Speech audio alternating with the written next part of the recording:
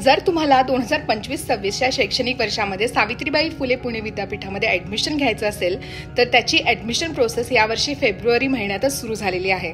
तर ही admission process नक्की कशी असते, ऑनलाईन एंट्रन्स एक्झाम म्हणजे नक्की काय आणि युनिव्हर्सिटीमध्ये शिकण्याचे कोणकोणते फायदे आहेत हे आपण या आजच्या व्हिडिओच्या माध्यमातून समजून घेऊयात।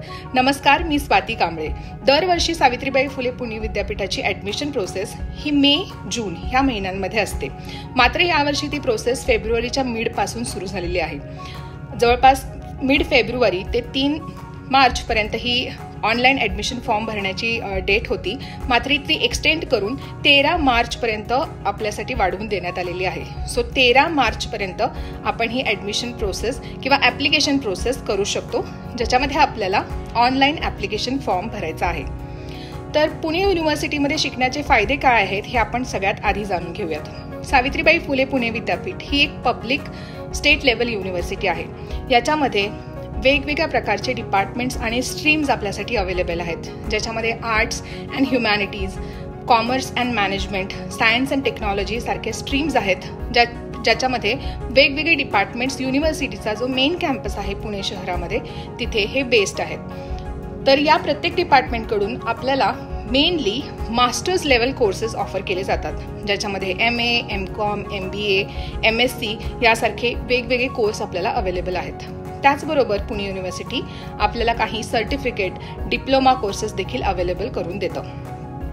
तसंच या काही मास्टर्स कोर्सेस सोबतच काही बॅचलर्स लेवल कोर्सेस आहेत, ज्यांची संख्या खूपच कमी आहे, ज्याच्यामध्ये BSc प्लस BEd हा 4 वर्षाचा इंटिग्रेटेड कोर्स देखील काही सायन्स डिपार्टमेंट्स आपल्याला ऑफर करतात। तर ही देखील एक चांगली संधी आहे सर्व विद्यार्थ्यांसाठी। मात्र मेजॉरिटी हे कोर्सेस आपल्याला मास्टर्स लेवलचे आहेत, त्याच्यामुळे जर तुमचं ऑलरेडी ग्रॅज्युएशन झालेलं असेल किंवा तुम्ही फायनल इयर ऑफ ग्रॅज्युएशनमध्ये असाल तर तुमच्यासाठी ही खूप चांगली संधी आहे, ज्याच्यामुळे तुम्ही आता यावर्षी अप्लाय नक्कीच करू शकता। पॉईंट नंबर 2, ही एक स्टेट पब्लिक युनिव्हर्सिटी असल्यामुळे इथल्या ज्या सगळ्या फॅसिलिटीज आहेत किंवा इथली ॲडमिशन फी जी आहे ती इतर प्रायव्हेट आणि इतर कॉलेजेसपेक्षा कंपॅरेटिव्हली कमी आहे। हॉस्टेलची चांगली फॅसिलिटी आहे, लायब्ररीज आहेत, सायन्सेससाठी लॅबोरेटरीज आहेत, त्याच्यामुळे सर्व विद्यार्थ्यांसाठी ही खूप चांगली संधी आहे। स्पेशली ग्रामीण भागातून येणाऱ्या आणि मार्जिनलाइज कम्युनिटीजमधल्या विद्यार्थ्यांसाठी ही एक खूप चांगली संधी असू शकते। त्याचबरोबर युनिव्हर्सिटीचा सिलेबस हा अपडेटेड आणि लेटेस्ट आहे। त्याचबरोबर फ्लेक्झिबिलिटी थोडी आहे, इंटरडिसिप्लिनरी मोडमध्ये आपण शिकू शकतो।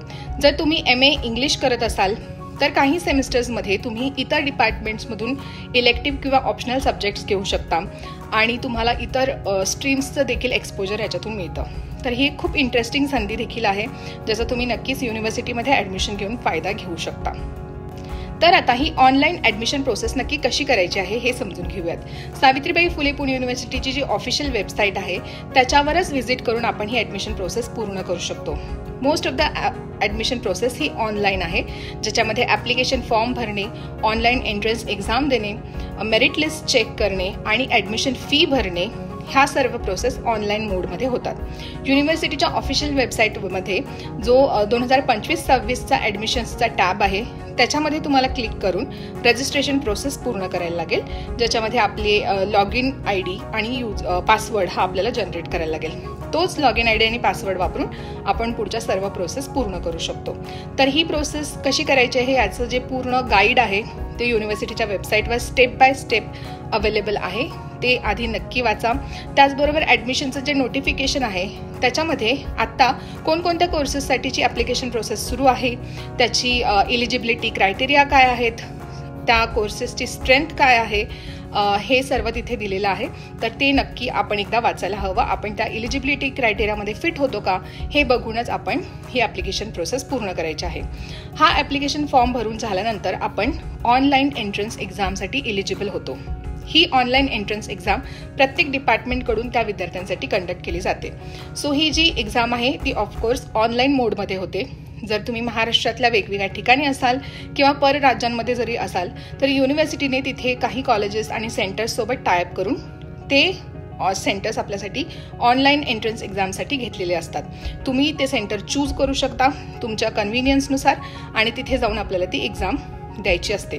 ही एक्झाम ॲप्लिकेशन फॉर्म भरल्यानंतर 1 ते 1.5 महिन्यांमध्ये शेड्यूल केलेली असते आणि आपल्याला ती एक्झाम द्यावी लागते. सो ह्या प्रत्येक एंट्रन्सचा जो सिलेबस आहे तो डिपार्टमेंट वाईज डिपार्टमेंट्सच्या वेबसाईटवर आपल्यासाठी अवेलेबल आहे. तर सगळ्यात आधी तो सिलेबस चेक करून त्याच्यानुसार आपल्याला अभ्यास करायला सुरुवात करायला लागेल. ह्या एक्झामचा फॉर्मॅट हा मल्टिपल चॉईस क्वेश्चन असा असणार आहे. 100 मार्कांची ही परीक्षा असते, ज्याच्यामधले 20 मार्क्स हे जनरल अवेअरनेस, जनरल नॉलेज ह्या कॅटेगरीमधले असतात आणि 80 मार्क जे असतात ते तुमच्या सब्जेक्ट नॉलेजसाठी असतात किंवा ज्या सब्जेक्टसाठी तुम्ही अप्लाय करताय त्या सब्जेक्ट रिलेटेड ते क्वेश्चन्स असतात. सो सिलेबसवर बेस्ड हे क्वेश्चन्स असतात, त्याच्यामुळे सिलेबसला डोळ्यासमोर ठेवून आपल्याला ही पूर्ण तयारी करायला लागते.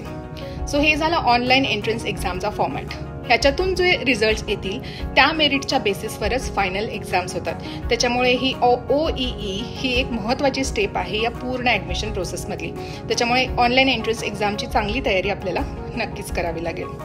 OEEचा रिझल्ट आल्यानंतर ज्या मेरिट लिस्ट लागतात त्याच्यावर बेस्ड तुम्हाला ॲडमिशन घ्यावं लागेल आणि हे सर्व कम्युनिकेशन ऑनलाईन पद्धतीने युनिव्हर्सिटी आणि डिपार्टमेंट्स तुमच्यासोबत विद्यार्थ्यांसोबत करतात.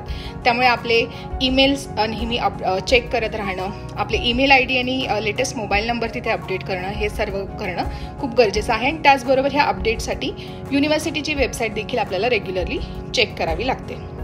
तर या सुरुवातीच्या ॲप्लिकेशन प्रोसेसमधल्या काही महत्त्वाच्या गोष्टी आहेत ज्या लक्षात घेऊन आपण आपल्या कोर्सेसना ॲडमिशन नक्कीच घेऊ शकतो. यावर्षीची प्रोसेस ही खूप लवकर सुरू झालेली आहे. बऱ्याच कॉलेजेस आणि युनिव्हर्सिटीजमध्ये अजून विद्यार्थी मिड सेमिस्टरपर्यंत देखील पोहोचलेले नाही आहेत. सो ही एक चॅलेंजिंग गोष्ट आहे. बऱ्याच विद्यार्थ्यांना नॉलेज किंवा अवेअरनेस नसेल की ही ॲडमिशन प्रोसेस यावर्षीची इतक्या लवकर सुरू झालेली आहे. खास करून ग्रामीण भागातील विद्यार्थ्यांना ह्याच्याबद्दल माहिती पोहोचवणे खूप गरजेचं आहे. त्यामुळे आपण सर्वजण जो हा व्हिडिओ पाहतोय ते अशा विद्यार्थ्यांसोबत हा व्हिडिओ नक्की शेअर करा ज्यांना यावर्षी ॲडमिशन घ्यायचं आहे किंवा ज्यांना माहिती जाणून घ्यायची आहे, जेणेकरून त्यांच्याकडून ही डेडलाईन मिस होणार नाही आणि त्यांना देखील यावर्षी ॲडमिशन घेता येईल आणि चांगल्या प्रकारे शिक्षण घेता येईल. आणि पुढच्या अपडेट्ससाठी माझ्या चॅनलला सबस्क्राईब देखील नक्कीच करा.